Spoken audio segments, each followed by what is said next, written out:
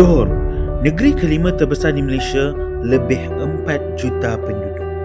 Sebuah negeri di hujung selatan, bersempadan dengan Singapura dan menjadi antara pintu ekonomi terpenting di negara Malaysia. Tetapi Johor bukan sekadar peta, angka dan pembangunan. Johor ada jiwa. Di bawah naungan Kesultanan Johor, lahir satu identiti yang kuat, bangsa Johor. Cara bekerja, cara berpolitik, cara menjaga adab, budaya dan maruah negeri. Di sini, kestabilan bukan sekadar slogan. Ia menjadi asas kepada keyakinan rakyat, pelabur dan masa depan negeri. Tetapi dalam pilihan raya kali ini, kestabilan itu diuji semula kerana Johor bukan sekadar memilih kerajaan. Johor sedang memilih arah tujuan. Saya kini berada di Johor Bahru, ibu negeri Johor Darul Takzim, menjadi penggembara politik untuk melihat, mendengar dan memahami sendiri suasana politik di negeri selatan tanah air ini. Sepanjang kembara ini, ada 4 perkara utama yang akan kita telusuri. Yang pertama, pertembungan antara Barisan Nasional dan Pakatan Harapan yang bukan sahaja tegang di Johor, malah turut menguji hubungan mereka di peringkat persekutuan.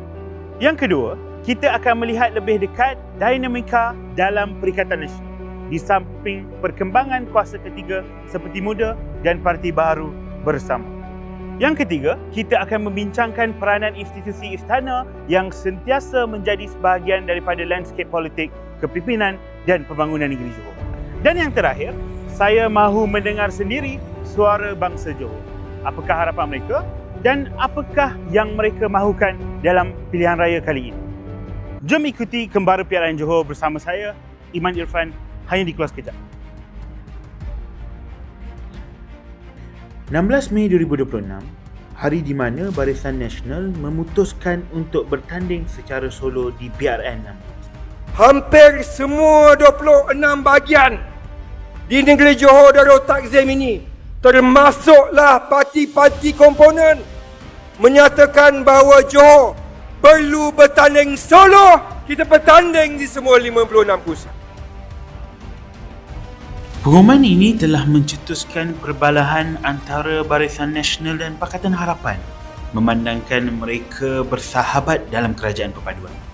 Sehinggakan Pakatan Harapan melabelkan Barisan Nasional sebagai pengkhianat. Pelbagai reaksi yang ditunjukkan oleh kepimpinan Pakatan Harapan yang mengecam keputusan Barisan Nasional untuk bertanding ke semua 56 kerusi DUN di PRN Johor pada kali ini. Kita tak makan ugutan. Pukul sudah kena pukul. Penjara sudah. Nak ugut oleh budak-budak? Oh, no way. InsyaAllah dalam pilihan raya kali ini, kita akan kebumikan kembali untuk kali kedua. Boleh tidak? Mood kita adalah mood kepada perpaduan ini. Tapi oleh kerana dah tak diikuti oleh khususnya kajian negeri Johor, pada itu menyebabkan bubar, maka kita tak ada pilihan lah. Terpaksalah bertempur, walaupun niat asalnya kita nak bersama-sama.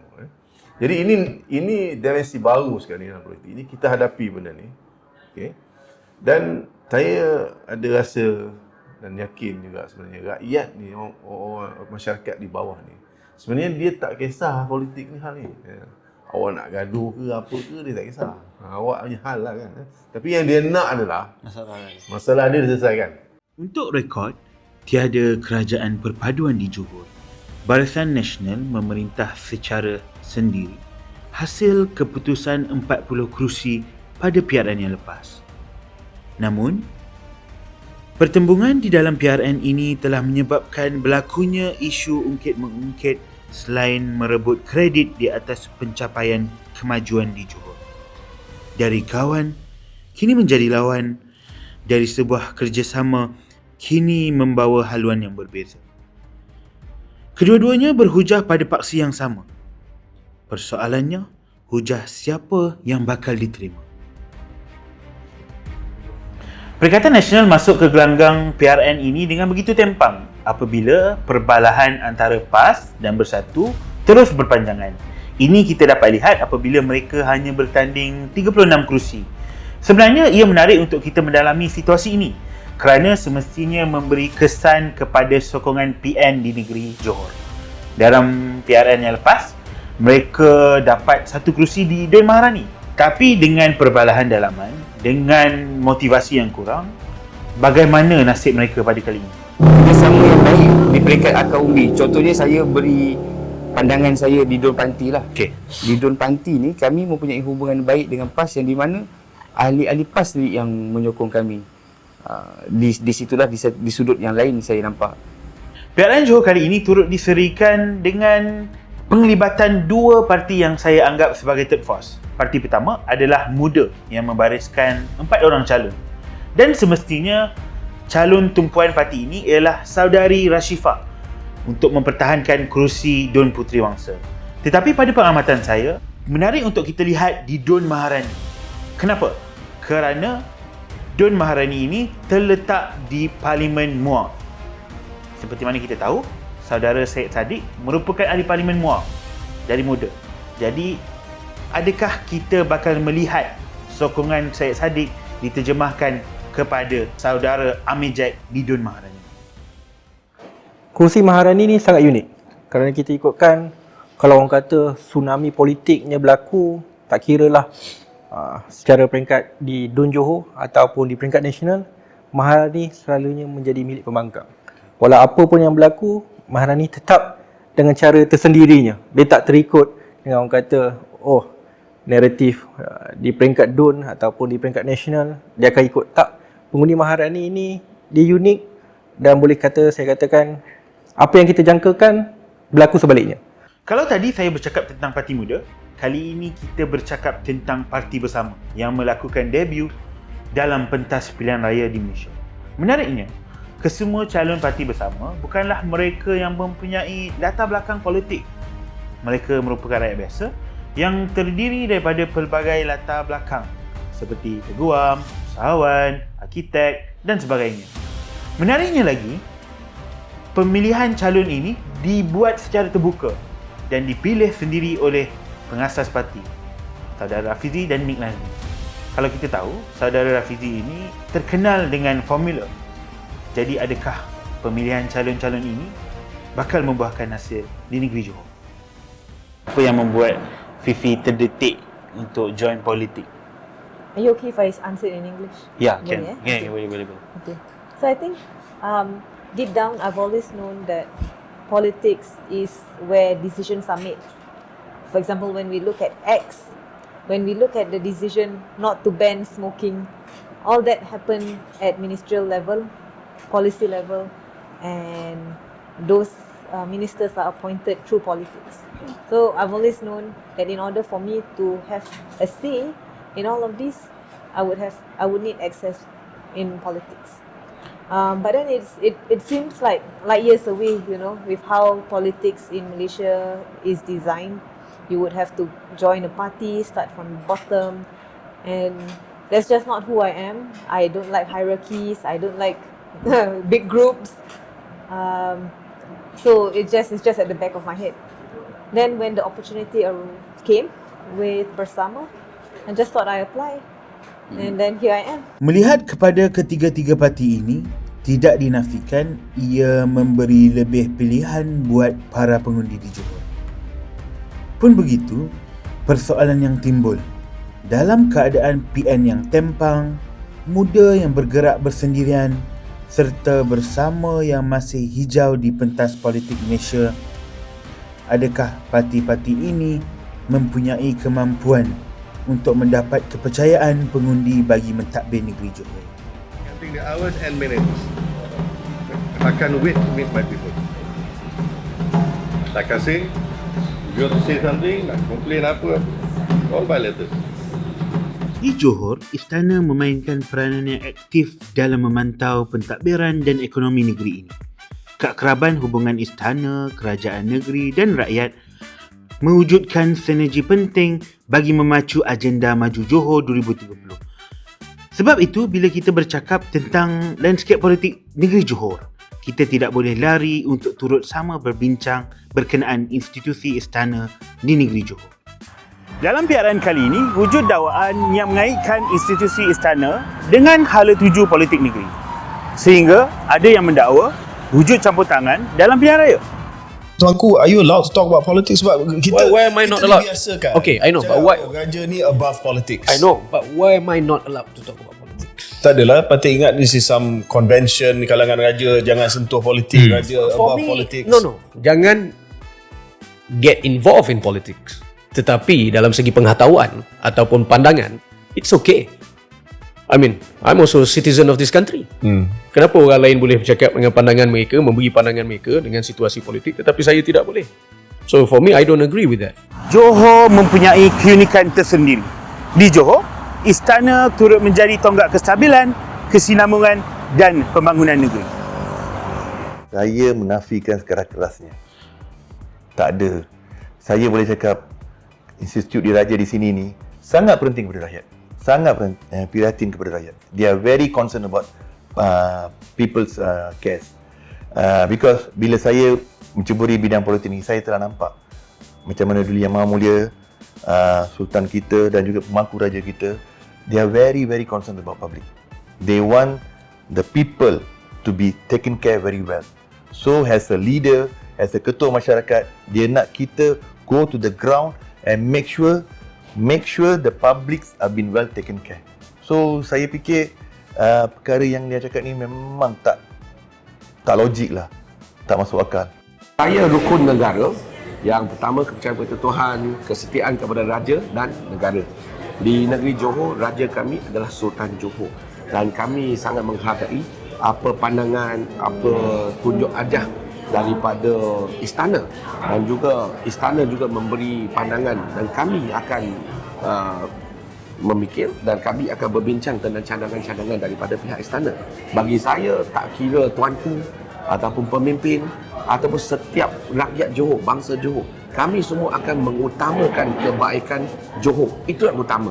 Mungkin kami ada perbezaan pandangan, tapi niatnya satu saja, untuk kebaikan Johor. Hubungan antara institusi raja dengan rakyat dan hubungan dalam konteks negeri dan institusi raja bukan benda asing dalam denyut nadi rakyat. Maknanya kita di peringkat pentadbiran, kita urusan-urusan dengan rakyat. Dan dulu Yang Maha Tuanku dan juga pemangku sultan, mereka ada tanggungjawab untuk memastikan kerajaan ini melaksanakan kerja dengan baik untuk rakyat. Jadi bagi orang luar mungkin dia tak faham cara Johor bekerja. Bagi kami tak ada masalah. Kami gembira je, sebab kami tunjuk titah. Sebab akhirnya dulu Yang Maha Mulia Tuanku dengan pemangku sultan, dia utamakan apa? Bangsa Johor. Di Johor, istana bukan sekadar simbol. Ia kekal sebagai institusi penting dalam kestabilan politik negeri. Poster boy di luar negara seringkali dikaitkan sebagai calon presiden. Ia menjadi lambang atau wajah utama sesebuah parti politik. Dalam konteks PRN Johor, isu poster boy turut dibangkitkan apabila ia disinonimkan sebagai calon menteri besar daripada parti yang diwakili. Institusi istana memainkan peranan yang besar kerana pemilihan menteri besar negeri ini wajib mendapat perkenan sultan.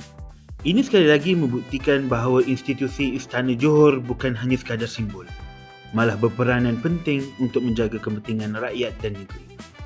Barisan Nasional semestinya meletakkan On Hafiz sebagai wajah kempen. Di pihak Pakatan Harapan, pada awalnya dikabarkan meletakkan Mazli Malik sebagai poster boy mereka.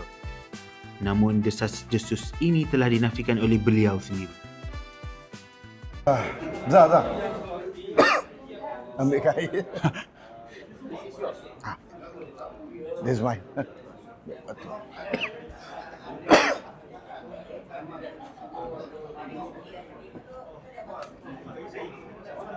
Okey. Mula adakah poster boy untuk PH sebab dia antara panglima perang PH untuk PRN kali ni? Pertama, awak kata poster boy, kedua awak kata panglima perang. Ya. Dan ketiga awak cakap apa tu? Panglima perang. Why all this assumption? Sebab dia antara nama besar lah di list calon Pakatan Harapan. Oh, terima kasih. Okey. Pada kita tidak ada nama besar dan nama kecil. Setiap orang memegang tanggungjawab, setiap orang memegang amanah dan akan memberikan yang terbaik untuk Pakatan Harapan. Okay. Persoalannya, adakah poster boy ini mampu mempengaruhi keputusan para pengundi. Menyoroti kembali perjalanan negeri Johor sejak PRN yang lepas hingga hari ini, pelbagai pencapaian telah dicapai. Berteraskan agenda Maju Johor 2030, banyak pembaharuan dari segi ekonomi, perumahan, infrastruktur dan pelbagai inisiatif bantuan yang telah diperkenalkan untuk rakyat Johor. Because in terms of results, I think you all know we've hit 110 billion worth of improved investments for 2025. Saya dimaklumkan tak lama lagi for first quarter 2026, Johor will remain number one. Nombor satu insyaAllah. Dari segi pelaburan. Yes. Kita dah siap 21,000 rumah mampu milik. Dan saya boleh cerita lagi, rumah mampu milik ni kita pecah pada 4 kategori tau. Kalau gaji yang 4,000 ke bawah, dia boleh beli rumah berharga 42,000. Serendah sekarang rumah Johor mampu milik ni 42,000 hingga 50,000. Masih ada lagi, kat Johor Bahru ada, kat Kulai ada. Kategori kedua 6,000. Kalau gaji 6,000 ke bawah, kau boleh beli harga 100,000 dan ke bawah. 180,000, 100,000. Lepas tu kategori keempat, harga gaji 8,000. Suami isteri gaji 8,000, awak boleh mohon 150,000 ke bawah dia nilai rumah. Jadi kita pecah. Dan yang akhir, yang gaji 10,000, you boleh beli rumah 250,000 dengan 300,000. Kita lock. Yang ni bangsa Johor semua boleh beli. Cina, Melayu, India boleh masuk. Boleh dapat. Kalau dapat, layak. Lepas tu, selepas tu, dah berjaya, you boleh mohon pula bantuan perumahan Kasih Johor yang tahun lepas MB umumkan. Beli rumah, insentif 5,000. Masuk rumah, bila rumah dah siap, mohon lagi 2,000. Lepas tu nak bantu golongan muda, kita buat apa? Kita buat rumah transit bangsa Johor. Rumah transit ni kita dah mula tau. Dah siap sekarang 400 unit. Di Kulai ada 216. Di Johor Bahru ada 92. Lepas tu di Keluang ada 92. Lebih kurang dalam 400. Rumah transit ni macam mana? Pemaja harga rumah tu 50,000 unit. Tapi harga kos sebenar 150,000. Pastinya di sebalik pencapaian ini ada seorang figura yang menjadi nahkodanya. Okay.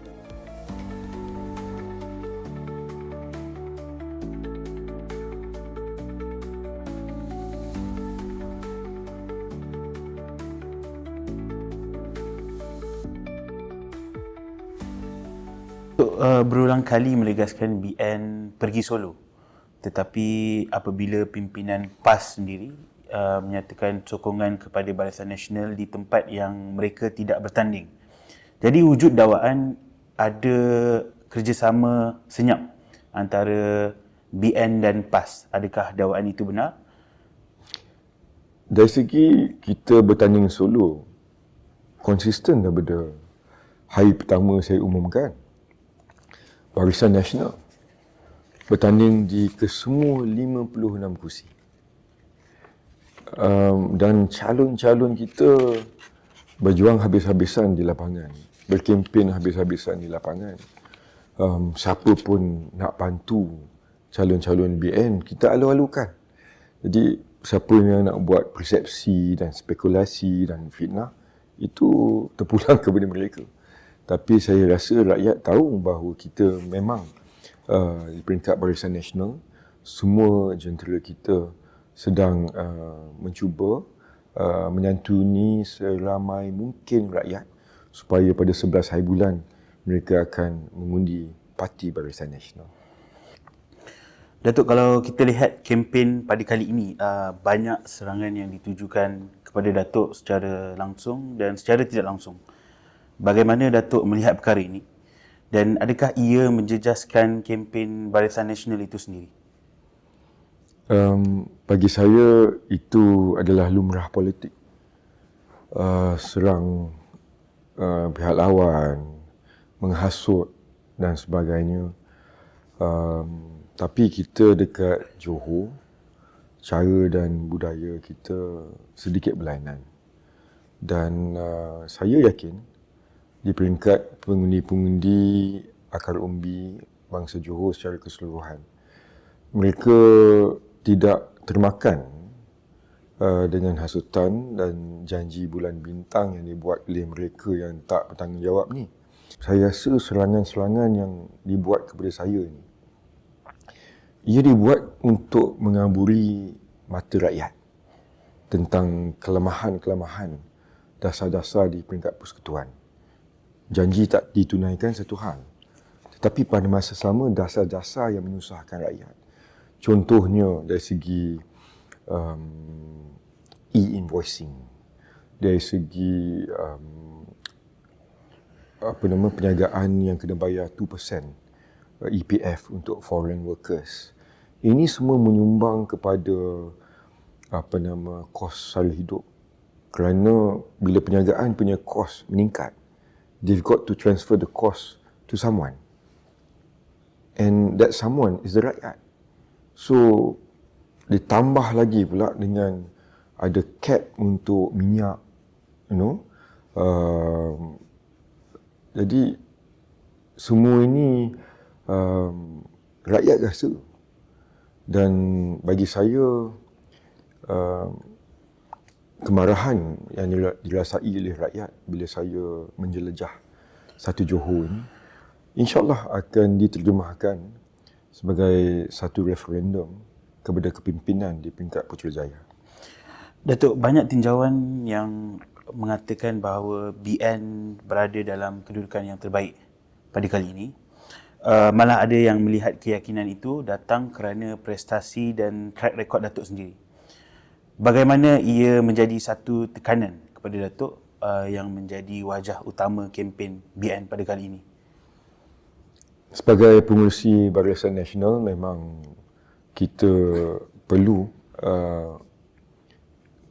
memperbaiki apa yang telah kita hasilkan dari segi keputusan sebelum ini. Namun begitu, kita bukan kerja 2-3 minggu ataupun 2-3 bulan. Daripada hari pertama kita memegang tampuk kepimpinan negeri, kita dah mula kerja. Dan bagi saya 2-3 minggu ni, apapun analisa ataupun analisis yang keluar, kita tahu bahawa penghujungnya untuk pilihan raya ialah pada 11 hari bulan Julai, hari Sabtu ini. Datuk, antara kritikan pembangkang mengatakan pembangunan di Johor sekarang lebih tertumpu di Johor Bahru berbanding daerah lain. Mereka kata daerah lain tidak mendapat manfaat. Adakah ia benar, dan kalau Datuk diberi mandat sekali lagi, bagaimana Datuk memastikan pembangunan di Johor ini seimbang? Dari segi pembangunan yang berlaku di Johor, DJB ini adalah ibu negeri. Dan kita kena pastikan bahawa ibu negeri boleh berjaya dan limpahannya akan sampai ke daerah-daerah lain. Dan kita dah lihat dari segi pelaburan kita 110 bilion, pendapatan negeri meningkat menjadi 2.65 bilion. Dari segi KDNK negeri adalah pada tahap 8% yang tertinggi dalam negara. Dan bila hasil negeri meningkat, semua daerah, semua penduduk di kesemua 10 daerah merasai manfaatnya. Dalam Johor je hampir 1 juta bangsa Johor merasai manfaatnya, dan insyaAllah bila hasil negeri terus meningkat, kita akan kembalikan rezeki itu kepada penduduk dan masyarakat di seluruh negeri Johor. Kita ada continuity dari segi kita punya perancangan untuk membangunkan semua daerah seperti yang telah saya lancarkan beberapa minggu yang lepas, Johor Economic Transformation Plan. Jadi it will be a whole of nation approach. Obviously kita akan bekerjasama dengan semua agensi-agensi di peringkat negeri dan persekutuan untuk menjayakan agenda yang baik ini, insyaAllah. Datuk, PH sudah melancarkan manifesto tetapi seminggu lewat, dan ramai mengatakan bahawa manifesto mereka hanya copy-paste dan sekadar mengulangi apa yang BN cuba buat. Bagaimana Datuk melihat manifesto ini sebagai sesuatu yang realistik untuk kerajaan Datuk laksanakan untuk BN? Bagi saya, manifesto yang kita lancarkan adalah rintitan daripada apa yang kita telah buat melalui agenda Maju Johor yang ada 6 teras. Jadi, dari segi perumahan ke, dari segi sifar miskin tegar, dari segi infak Jumaat, semarak subuh, sekarang kita nak buat semarak isyak, program-program anak muda, mewujudkan peluang-peluang pekerjaan dan sebagainya. Ini bukan satu perkara yang baru. Kita dah buktikan pun sebenarnya over the past 4 years. Tapi yang membezakan kita, saya rasalah, ialah kemampuan kita untuk melaksanakannya. Dan kepada bangsa Johor, jangan nilai kepimpinan saya berdasarkan apa yang saya kata. Nilai kami berdasarkan apa yang kita telah buat. Sepanjang tempoh kempen kali ini, kita lihat pimpinan Kerajaan Persekutuan termasuk Perdana Menteri sendiri begitu aktif berkempen dan mengkritik secara terus pentadbiran Datuk. Jika Datuk diberi mandat sekali lagi, bagaimana Datuk nak pastikan hubungan kerajaan negeri dan kerajaan persekutuan terus kekal profesional? Di peringkat negeri dan persekutuan, kita 4 tahun lebih memimpin kat sini. Kita adalah 100% kerajaan Barisan Nasional. Dan walaupun kita tak ada pengaruh Pakatan Harapan dalam kerajaan, kita ada hubungan kerjasama yang baik, saya rasa, kerana kita bersikap profesional. Saya memimpin lebih 4 juta bangsa Johor. Sama ada mereka mengundi saya ataupun parti saya, that's irrelevant. Kalau dah jadi Menteri Besar, mereka semua adalah di bawah tanggungjawab saya. Amanah untuk saya menjaga semua. Sama juga dengan Perdana Menteri. Dia marah saya macam mana pun masa kempen ni. Saya percaya dia akan bersikap profesional kerana tanggungjawab dia lagi besar, man. Dia bertanggungjawab kepada seluruh negara. Sama ada mereka tu penyokong barisan ke, PAS ke, bersama ke, that's not relevant. The Prime Minister is responsible for all Malaysians. Dalam konteks Johor, walaupun mungkin lepas ini tak dapat sokongan yang banyak daripada rakyat untuk Pakatan Harapan, beliau masih lagi bertanggungjawab untuk menjaga penduduk dan masyarakat kerana kita semua bangsa Johor tetap menjadi rakyat Malaysia dan Johor ini adalah antara penyumbang terbesar dari segi hasil negara. Jadi bagi saya bangsa Johor, negeri Johor tidak boleh diabaikan. Dan pada masa sama, saya lihat it's not a zero-sum game. Because kalau awak tolong Johor, hasil negeri meningkat, ekonomi negeri meningkat, dia ada impak yang besar juga kepada negara. Hasil negara juga meningkat. Jadi saya tak nampak masalah.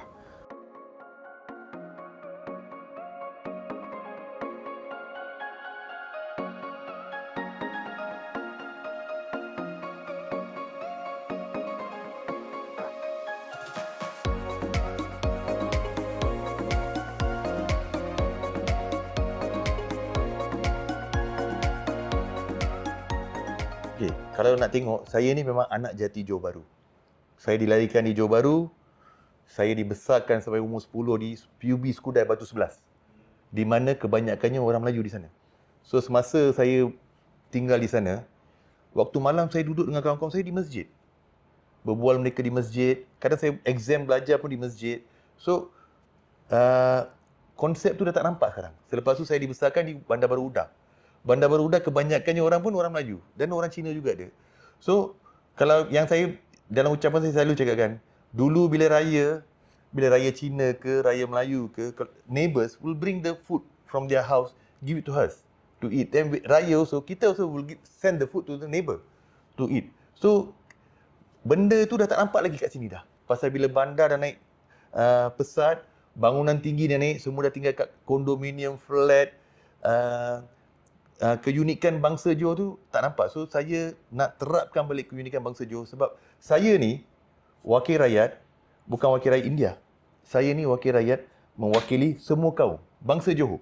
So I'm wakil rakyat for orang Melayu, I'm wakil rakyat for orang India. Kalau saya dipilih lah, saya wakil rakyat untuk orang untuk orang Cina, and saya juga wakil rakyat untuk orang asli. Kawasan sini ada orang asli. So ke semua kaum, it carry the name of bangsa Johor. Itulah yang diterapkan oleh Muhammad Menteri Besar. Dia taruh saya di sini sebagai calon untuk membawakan slogan bangsa Johor ni. Sebab Johor ni lain daripada lain. Saya menyambut baik tentang konsep bangsa Johor ini, dan bagi saya bukan saya saja, seluruh warga Johor bangsa sangat terima tentang konsep ini kerana mula daripada lebih awal lagi, kerana daripada istana, mula-mula daripada Sultan dulu dah memberikan satu identiti bagi orang Johor ni, bangsa Johor, iaitu maksudnya kita tidak membahagikan warna kulit, agama. Yang penting kita semua ni orang Johor ni, bangsa Johor. Demi kebaikan negeri kita tercinta ini, kita boleh terima konsep bangsa Johor ni. Bangsa Johor, inilah yang memaknakan jati diri setiap insan yang lahir di negeri ini.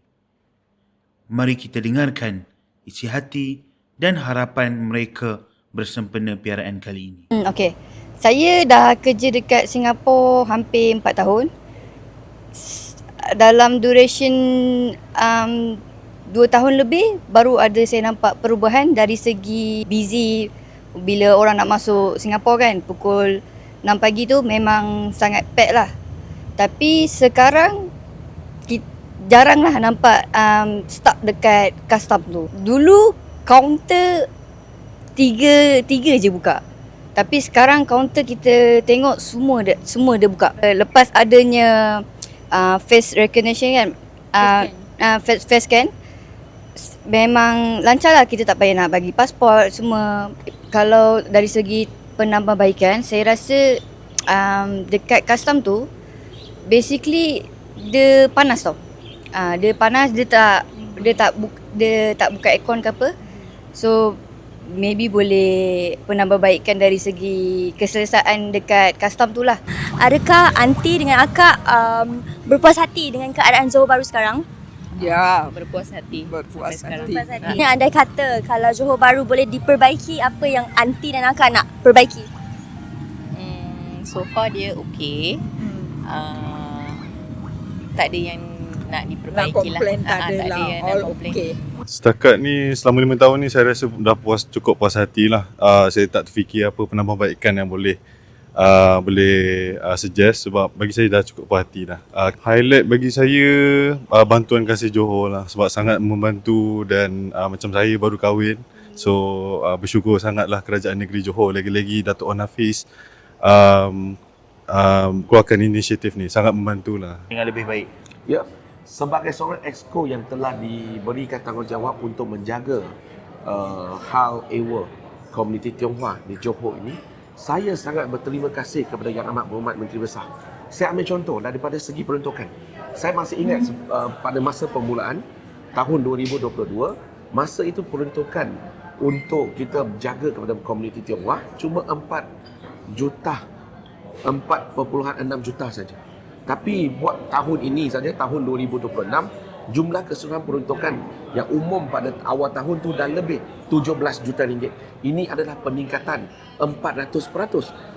Memandangkan prestasi ekonomi Johor dengan baik, hasil pendapatan negeri Johor dengan baik, peruntukan kepada komuniti Tionghoa ke India ke ataupun semua telah meningkat. Bagi saya, Yang Amat Berhormat Menteri Besar telah mengamalkan sebaik mungkin atau mengamalkan cara untuk menjaga bangsa Johor tidak mengira latar belakang dan juga warna kulit mereka. Bagi saya, Johor dah lakukan sebagai satu contoh ataupun sebagai satu pilot, satu penunjuk kepada yang lain. Kita boleh lakukan secara adil dan profesional. Dan bukan begitu saja, orang Cina paling melihat perkara yang terpenting adalah pendidikan. Bagi negeri Johor ni kita bantu sistem pendidikan dalam negeri Johor. Kita bantu mereka untuk mengurangkan premium mereka, untuk menyelesaikan isu tanah-tanah mereka. Bagi saya, Johor ataupun Yang Amat Berhormat Menteri Besar telah lakukan apa yang mampu dan boleh kepada masyarakat Tionghoa. Dan pada akhirnya, rakyat adalah maharaja yang sebenar dalam pilihan raya. Jadi, pada saya tawaran kita adalah sebuah kerajaan yang sealiran dengan kerajaan persekutuan. Kerajaan negeri yang sealiran dengan kerajaan persekutuan untuk kebajikan rakyat. Okey, masalah rumah harga tinggi, ya betul. Rental pun tinggi di sini. Pasal of the surrounding area because of the SEZ punya impact. So saya pun nak cadangkan kepada kerajaan negeri untuk memberi banyak, membangunkan banyak rumah mampu milik ataupun rumah sewa dan beli. Program rumah sewa dan beli yang mana kerajaan negeri sedang buat untuk lakukan di kawasan Perling. So cari tapak tanah yang sesuai, bangunkan dan buat itu untuk memastikan mereka dapat tinggal dengan selesa, tak fikir, tak takut, tak risau. Bila mereka pergi kerja pun mereka tak risau. So that's one of the plan that I want to do. Secondly, kesesakan jalan raya ni memang betul. Inilah satu-satu benda yang saya telah lihat selama di sini. Traffic is very, very congested in this area. Especially when you're going to work in the morning and coming back. So people want to go to work early morning when you're stuck in the jam, your mind gets frustrated, penat, tired, and coming back after finish the work, dah penat-penat, you drive lagi sampai rumah penat. So, perkara ni memang saya dah lihat, saya dah bincang dengan ketua-ketua masyarakat di kawasan Perling dan ahli-ahli majlis untuk mencarikan satu jalan penyelesaian in short term and long term. It's not about traffic only, it's also including the parking. Because there is a parking problem also in Pasar Perling and Bukit Indah area when people park the car and go to Singapore and work, even in Tampu Indah also. So we have to see a solution to make these people. Kita nak kena kasih satu solution. Peniaga-peniaga pun dapat benefit, yang orang pergi Singapore pun dapat benefit. So we are looking on this and we have some solution to solve this issue dengan short term and long term. Tapi tunggulah, solution dah ada, cuma saya tinggal tunggu je untuk melaksanakannya. Pakatan Harapan ingin memastikan pembangunan yang seimbang di seluruh negeri Johor, pengagihan kenikmatan, hasil dan juga kekayaan negeri kepada semua rakyat Johor.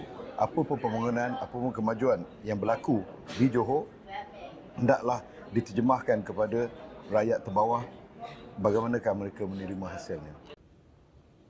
Dan saya rasa the same applies to the other side.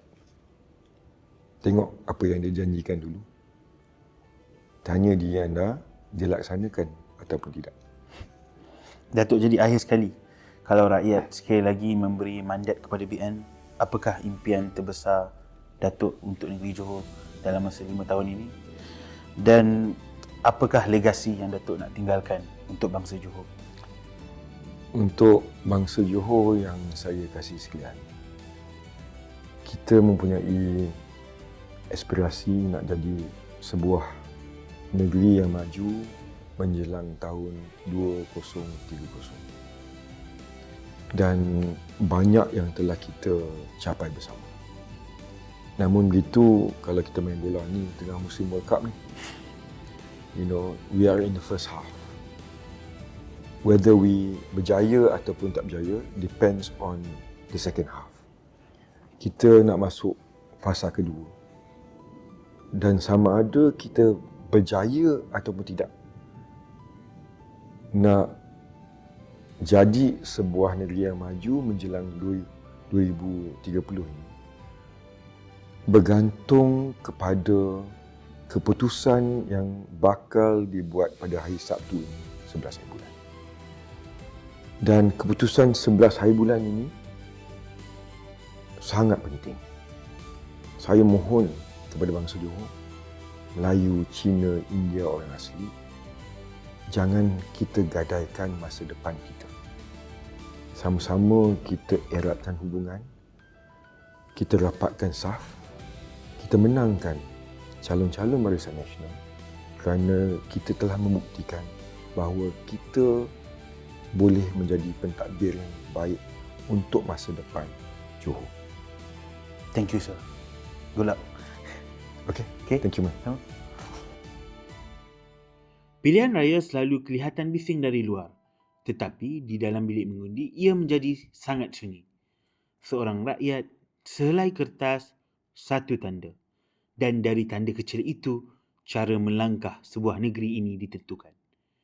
Saya datang mencari cerita pilihan raya. Hari ini saya akan pulang dengan cerita tentang sebuah negeri yang sedang menentukan hala tujunya sendiri.